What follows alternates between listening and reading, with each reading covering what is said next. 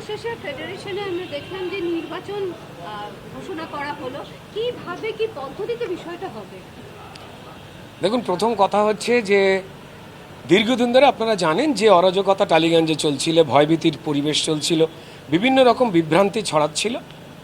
সেটাকে ঠিক করবার জন্য সম্মানীয় মুখ্যমন্ত্রী সবাইকে একসঙ্গে বসার এবং আলোচনা করবার নির্দেশ দিয়েছিলেন, এবং সেই মতো তথ্য সংস্কৃতি দপ্তরের সমস্ত আধিকারিকেরা তারা কিন্তু টেকনিশিয়ান থেকে শুরু করে প্রযোজক, পরিচালক, বিভিন্ন বিভাগের প্রতিনিধিদের ডেকে ডেকে কথা বলছিলেন। এবং আমাদের এক্সিকিউটিভ কমিটি যে 4 জনকে মেম্বার করা হয়, সম্মানীয় রূপা গাঙ্গুলি, সম্মানীয় পাপিয়া অধিকারী, সম্মানীয় হিরণ চট্টোপাধ্যায় এবং আমি, তো আমরা বিভিন্নভাবে সবার সঙ্গে একত্রভাবে বসছিলাম যে কোনো কিছু চাপিয়ে দেওয়া নয়, একটা সহজতার পরিবেশ তৈরি হোক, যারা যোগ্য তারা ভয়ভীতিহীনভাবে কাজ করুক।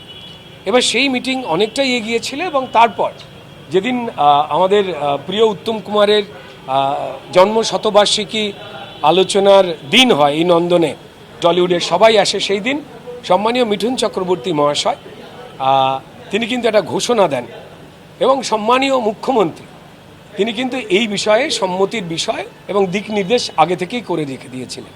এবং সেই নির্দেশ মতোই আজকে টলিগঞ্জে সবাই জড়ো হয়েছিল, এবং যেখানে অক্টোবরের 30 তারিখ, 31শে অক্টোবর এবং 1 নভেম্বর সবকটা গিল্ডের ইলেকশন, যাদের হয়েও গেছিল তার মধ্যে অনেক বিভ্রান্তি ছিল যে হোয়াটসঅ্যাপে ভোট হয়েছে, SMS-এ ভোট হয়েছে, এইসব বিভ্রান্তিগুলো কাটিয়ে এই ইলেকশনটা হবে সবকটা গিল্ডের, এবং তারপরেই গিল্ডের মাথায় পরিচালনামূলক জায়গা থেকে যে ফেডারেশন থাকে তার ইলেকশন হবে, সেই ঘোষণা দিলেন আমাদের সবার প্রিয় এবং দীর্ঘদিন এই টেকনিশিয়ানদের জন্য প্রায় 30 বছর কাজ করার অভিজ্ঞতা সম্পন্ন আমাদের প্রিয় মিঠুন চক্রবর্তী মহাশয়।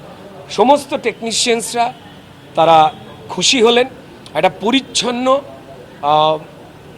একটা টলিউড আমরা চাই, এবং তার সঙ্গে সঙ্গে বিভিন্ন রকমভাবে এই যে ভুয়ো কার্ড দেওয়া হয়েছে, যে এই গিল্ডগুলো জানতেই পারতো না, তাদের মেম্বাররা জানতেই পারতেন না কাকে কাকে কার্ড দেওয়া হয়েছে, তার বিনিময়ে কি কি আদান প্রদান হয়েছে, সেই বিষয়েও তারা তাদের বক্তব্য জানিয়েছেন যা আগে শোনা যেত। এবং ফাইনালি সেই দুর্যোগ কাটার আনন্দে বিহ্বল হয়ে রয়েছেন আমাদের টলিউডের টেকনিশিয়ান ভাইরা।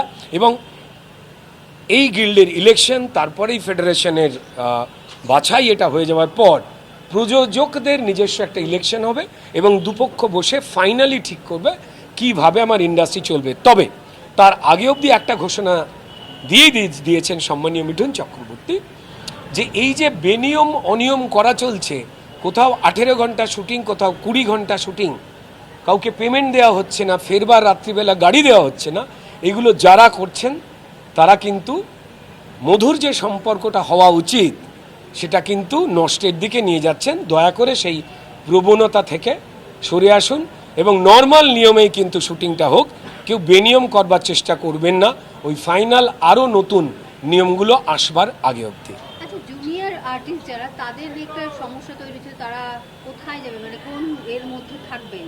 ম্যানেজার যারা তারা তাদের সেই টিমে থাকবেন? তারা গিল্ডের মধ্যেই থাকবেন, তারা ফেডারেশনের অবশ্যই পার্ট হয়ে থাকবেন, এতটুকু আজকে জানা গেছে। এগুলো নিয়ে আরও পুঙ্খানুপুঙ্খ কিছু আলোচনা বাকি আছে, তবে টেনশন নেওয়ার কোনো কারণ নেই। যোগ্যরা কাজ করবেন, ভেজালরা সরে যাবেন।